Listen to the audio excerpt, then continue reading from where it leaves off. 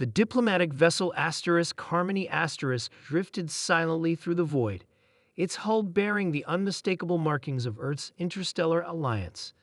Inside, Ambassador James Taylor prepared for the most important negotiation of his career, perhaps the most important in human history. Humanity had only recently joined the Galactic Council, a confederation of 17 advanced species that had maintained peace across 3 spiral arms for millennia. Final approach to Nexus Station, announced the ship's AI. Docking protocols initiated. James straightened his uniform and checked his reflection. At 53, his weathered face showed the strain of 30 years in diplomatic service, but his eyes retained their characteristic determination. This meeting would formalize humanity's full membership in the Council. The Nexus Station loomed ahead, a massive wheel-shaped structure that served as neutral ground for all Council proceedings. The Harmony slipped into its designated berth with practiced precision. "Welcome, Ambassador," a melodious voice greeted as James stepped through the airlock. A tall, blue-skinned alien with 6-fingered hands performed the traditional greeting gesture. "I am Representative Torin of the Aldari Collective. The Council awaits." James followed Torin through the station's curved corridors. "I appreciate the warm welcome," he said. "Earth has waited a long time for this day." "Indeed," Torin replied, multifaceted eyes glinting, "though I must warn you, some factions remain, concerned about your species' inclusion." The council chamber was magnificent, a perfect hemisphere with representatives seated in concentric rings around a central dais. James took his position, acutely aware of the varied gazes fixed upon him, some curious, others wary, a few openly hostile. High Chancellor Vex, the ancient reptilian head of the council, raised a clawed hand. "This session is now in progress. We gather to formalize the admission of Sol Systems humanity into our ranks." What happened next would forever change galactic history. The chamber's lights suddenly dimmed. Confusion rippled through the gathered representatives. Then, without warning, a beam of energy lanced from the shadows, striking James squarely in the chest. He collapsed without a sound. Chaos erupted as security drones swarmed the chamber. The assassin, a member of the isolationist Krell Imperium, was quickly apprehended, but the damage was done. Ambassador James Taylor, Earth's representative, was dead. News of the assassination reached Earth within hours. The response was not what the galaxy expected. There were no declarations of war, no fleets mobilized, no outraged demands for vengeance. Instead, Earth went silent. All diplomatic channels closed. Trade ships returned to Sol. Military vessels disappeared from their patrol routes. Earth's colonies throughout nearby systems recalled their citizens and sealed their borders. The Galactic Council, alarmed by this unexpected reaction, sent delegation after delegation to reestablish contact. None were permitted to approach Earth's defensive perimeter. "They're planning something," warned Admiral Zorn of the Krell military to the Council. "This silence is tactical." Chancellor Vex dismissed these concerns. "Humans are emotional but rational. They understand one radical's actions don't represent the Council.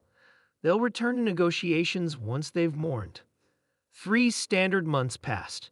Then, Earth broke its silence. A single message was broadcast simultaneously to every Council world, colony, and station throughout the galaxy. It showed a simple conference room where 5 ordinary humans sat at a table. Their leader, a gray-haired woman identified as Director Kate Miller, spoke calmly. "To the Galactic Council and all sentient species, we have considered our response to Ambassador Taylor's murder. We choose peace." Relieved murmurs spread through the council chamber where the representatives had gathered to watch. Kate continued, "However, peace requires justice. The Krell Imperium harbored, funded, and armed the organization responsible. We requested their cooperation in dismantling this threat. They refused." Her expression remained unchanged. 12 hours ago, a specialized Earth team of exactly 7 individuals entered Krell space.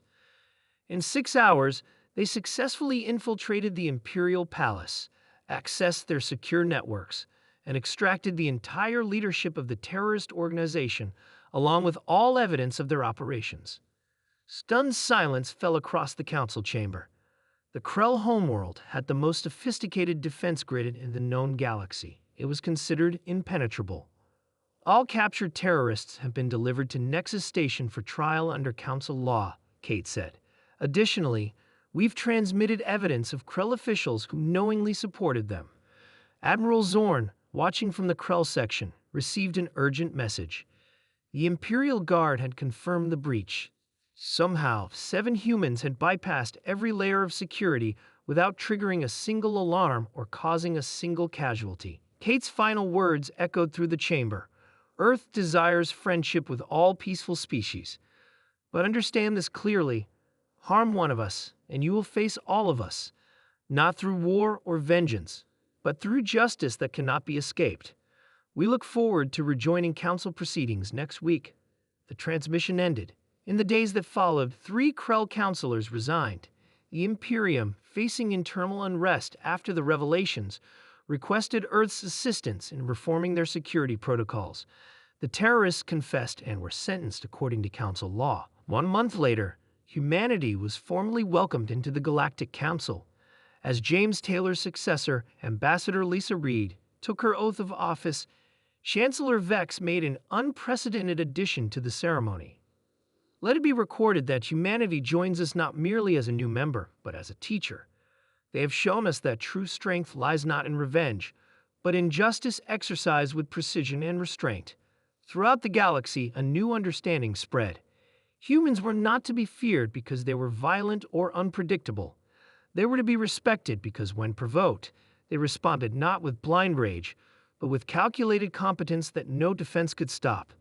They had killed 1 human. Earth's response had indeed shocked the galaxy, not through its ferocity, but through its restraint, precision, and inescapable effectiveness. The message was clear: never again.